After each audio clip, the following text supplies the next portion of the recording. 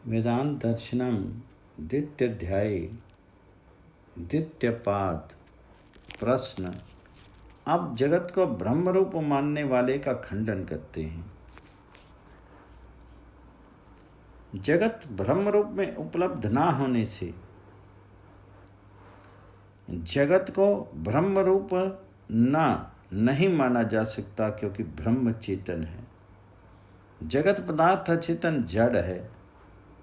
यदि जगत ब्रह्म का विकार होता तो ये भी चेतन होना चाहिए, परंतु ये वैसा नहीं। इसलिए जगत की अपनी सत्ता है और ब्रह्म की अपनी, दोनों को एक कहना सर्वथा ही बुद्धिहीन है। दूसरे जगत को हे और ब्रह्म को उपादेय आचार्यों ने प्रतिपादित किया है। यदि जगत ब्रह्म का ही रूप होता तो जगत को हे कहना सिद्ध नहीं बनता। इसलिए भी जगत को ब्रह्म रूप कहना अप्रमाणिक है। पुनः उक्त विषय में अन्य हेतु देते हैं। परिणामी होने से भी जगत को ब्रह्म रूप नहीं माना जा सकता, क्योंकि ब्रह्म नित्य कुटस्थ एक रस है और जगत उत्पन्न होने वाला और विनाशशील है। इसलिए दोनों के धर्मों में जमीन आसमान का अंतर है। पुनः जगत को ब्रह्म रूप कैसे स्वीकार किया जा सकता है? उक्त विषय में ही अन्य हेतु देते हैं। सब युक्ति प्रमाणों से जगत का ब्रह्म रूप सिद्ध नहीं होता, क्योंकि एक चेतन है, दूसरा जड़। एक ब्रह्म नियंता है, अन्य जगत नियम्य। एक ब्रह्म अपरिणामी नित्य एक रस रहने वाला, जगत परिणामी परिवर्तनशील उत्पत्ति विनाश वाला है। ब्रह्म आनंद स्वरूप प्रकाश रूप, जगत आनंद रहित और प्रकाश रहित है। इस प्रकार दोनों में सर्वथा भिन्नता है। फिर जगत ब्रह्म रूप कैसे हो सकता है? हाँ, ब्रह्म भी सत्य है और जगत भी सत्य है। मिथ्या अथवा शून्य कहना सर्वथा ही गलत है।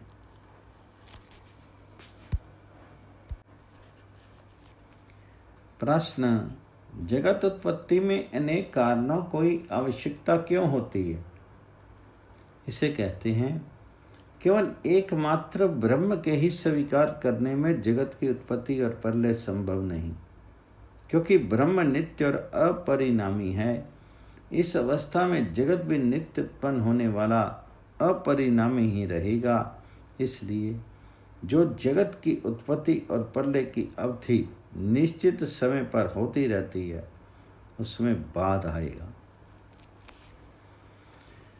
दूसरा, एक ही तत्व निमित्त कारण भी हो और उपादान भी, ये संभव नहीं।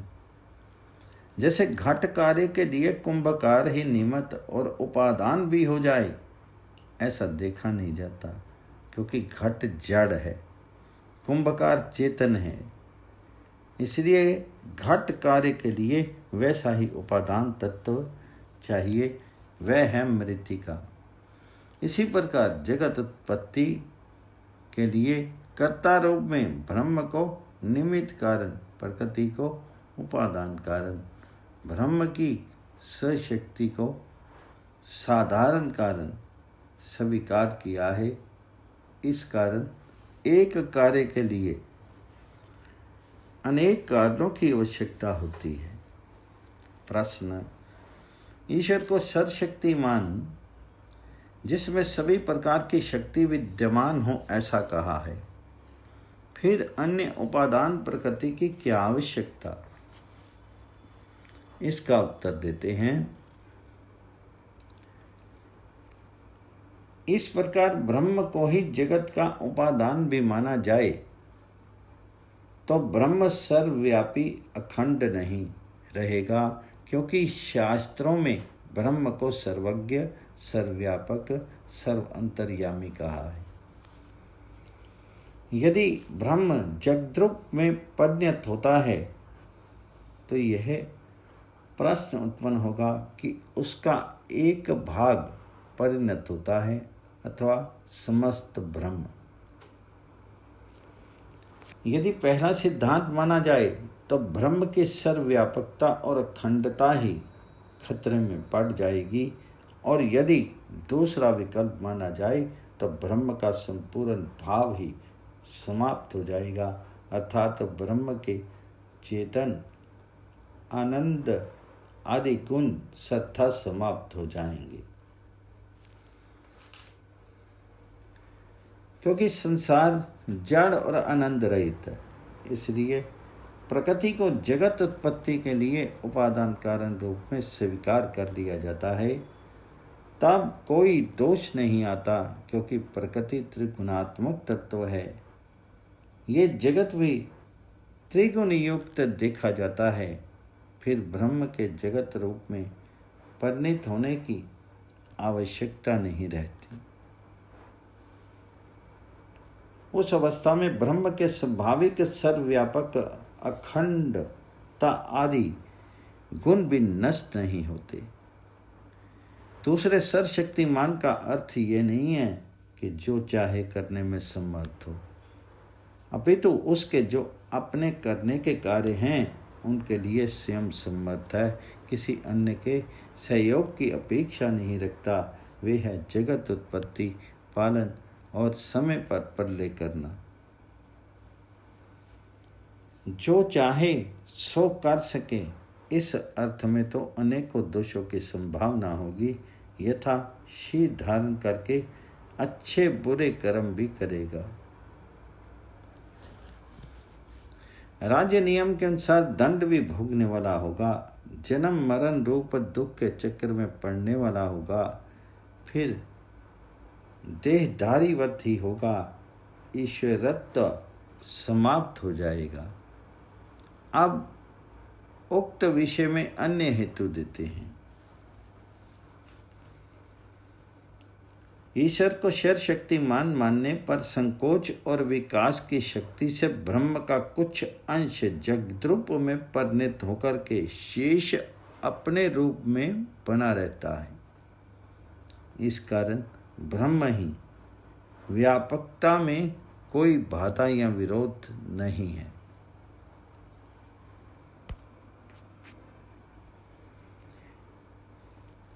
इस पर आचार्य कहते हैं कि इस प्रयास से भी विरोध का निराकरण नहीं होता, क्योंकि इससे ब्रह्म में विकार आदि अनेक दोष आते हैं। जैसे शास्त्रों में ब्रह्म का निर्विकार, निर्वयव और सर्व अंतर्यामी आदि विशेषण युक्त कहा है, इसको स्पष्ट विरोध देखा जाता है। ब्रह्म का कोई अंश जगद्रूप में परिणत होता है, इस कथन से उसमें विकार और वह अवयव सिद्ध होता है। संकोच और विकास भी उसकी सावयवता को प्रकट करता है। सावयव पदार्थ स्वयं विकारी, एकदंशी और अनित्य अचेतन होता है। तब उसके आनंद होने के कल्पना भी नहीं की जा सकती। इसलिए जगत को ब्रह्म का परिणाम स्वीकार करने पर ब्रह्म का स्वरूप सत्ता ही विच्छिन्न हो जाता है। पुनः उक्त विषय में अन्य हेतु प्रस्तुत करते हैं। ब्रह्म को मुख्य अवस्था से भी विरोध नहीं होता, क्योंकि ब्रह्म और जगत ये दोनों अनादि। इस कथन से भी ब्रह्म स्वरूप में प्रदर्शित विरोध का परिहार नहीं होता, क्योंकि जब ब्रह्म जगद्रूप में परिणत होगा तब अधिकारी ही रहें, ये वद तो व्याघात दोष है। हटा हुआ भी अपने स्वरूप में रहना असंभव है। दूसरे, ब्रह्म का जगद्रूप में परिणत होने पर जगत को प्रलय अवस्था कभी नहीं आएगी। ब्रह्म के नित्य होने से जगत उत्पत्ति और प्रलय की दृष्टि से नित्य नहीं है, क्योंकि वे तो सावधि युक्त हैं, अपितु संसार चक्र की दृष्टि से अनादि नित्य हैं। इसलिए जगत का ब्रह्म उपादान परिणाम नहीं है, अपितु त्रिगुणात्मक प्रकृति ही उपादान कारण है और ब्रह्म निमित्त कारण है। यही शास्त्रीय सिद्धांत है। जीवात्मा के लिए वही चेतन ब्रह्म उपासनीय और ज्ञातव्य है।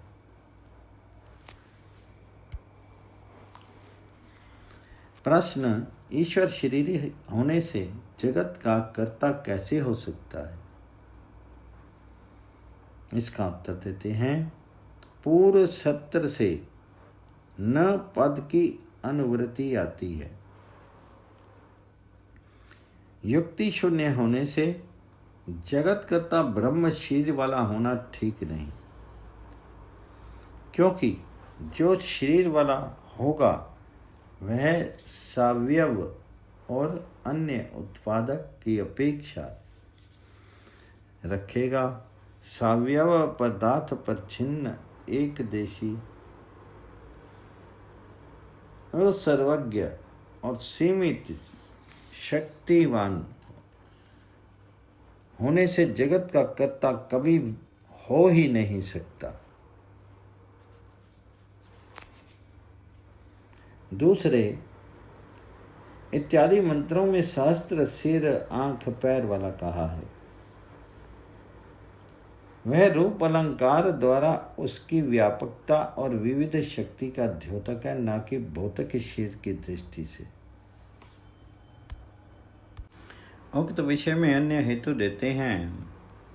शरीरधारी ब्रह्म का संबंध न बन सकने से जगत का कर्ता होना संभव नहीं, क्योंकि शास्त्रों में ब्रह्म को सर्वव्यापक और सर्वनियंता आदि गुणों वाला और जीवों के कर्मों का यथार्थ फलदाता कहा है। यदि उसको शरीर वाला साकार माना जाए तो एक देशीय होने से जीवों के कर्मों का दृष्टा और यथार्थ रूप से भोग योनि देने वाला नहीं हो सकता, और साकारवान पदार्थ सीमित शक्तिवान होने से इस असीम ब्रह्मांड का जनक कभी नहीं हो सकता। इसलिए ईश्वर को शरीर वाला कहना युक्त नहीं। उक्त विषय में अन्य हेतु देते हैं। इस विविध ब्रह्मांड का साकार ब्रह्म अधिष्ठान नहीं होता, क्योंकि जिस प्रकृति से उसका शरीर बना है वह उसका अधिष्ठाता कैसे हो सकता है? अधिष्ठाता वही हो सकता है जो उस पर अवलंबित आश्रित ना हो। ब्रह्म शरीरवार होने से प्रकृति पर आश्रित है, इसलिए ब्रह्म शरीर वाला नहीं है। उक्त विषय में ही अन्य प्रकार से प्रत्याख्यान करते हैं। यदि ब्रह्म को इंद्रियों वाला स्वीकार कर लिया जाए तो ये युक्ति युक्त नहीं, क्योंकि ऐसा मानने पर उसको भोग आदि की प्राप्ति होगी जो स्वतः ही अनिष्टकारक है। इसलिए ईश्वर को साकार मानना उचित नहीं। पुनः उक्त विषय में ही अन्य हेतु देते हैं। ईश्वर को साकार मानने में यह भी दोष आएगा कि वह अल्प शक्ति वाला और असर्वज्ञ हो जाएगा।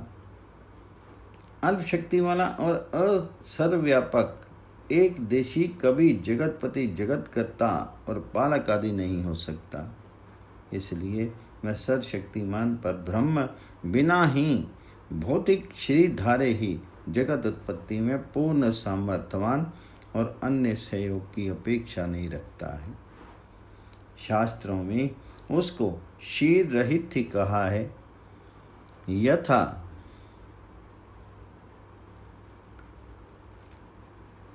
प्रश्न, ईश्वर सबका कर्ता है, पुनः उसका कर्ता कौन है? इसका उत्तर देते हैं।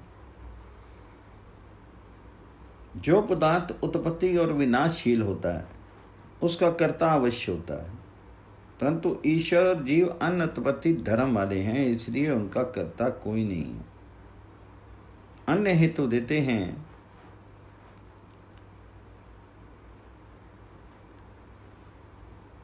कर्ता का कोई कारण उत्पादक नहीं होता, क्योंकि इस अवस्था में अनवस्था दोष की प्राप्ति होगी। यदि ईश्वर का कर्ता माना जाए तो उसका कर्ता फिर उसका कर्ता इस प्रकार चलते रहने से कभी अंतिम टिकाव ही नहीं होगा।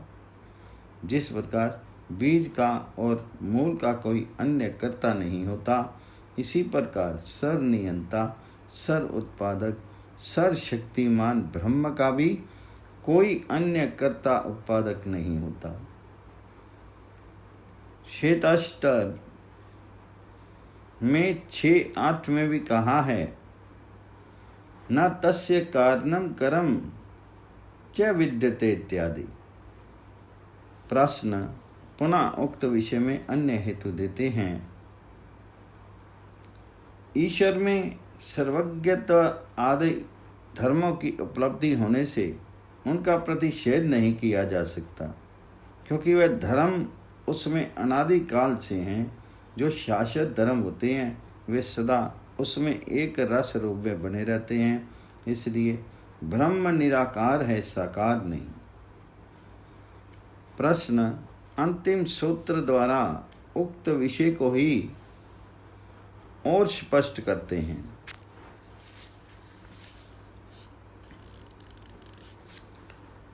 ईश्वर को साकार मानने से परस्पर विरोध आता है, क्योंकि साकार और निराकार ये दोनों परस्पर विरोधी धर्म एक ही काल में और एक ही वस्तु में संभव नहीं।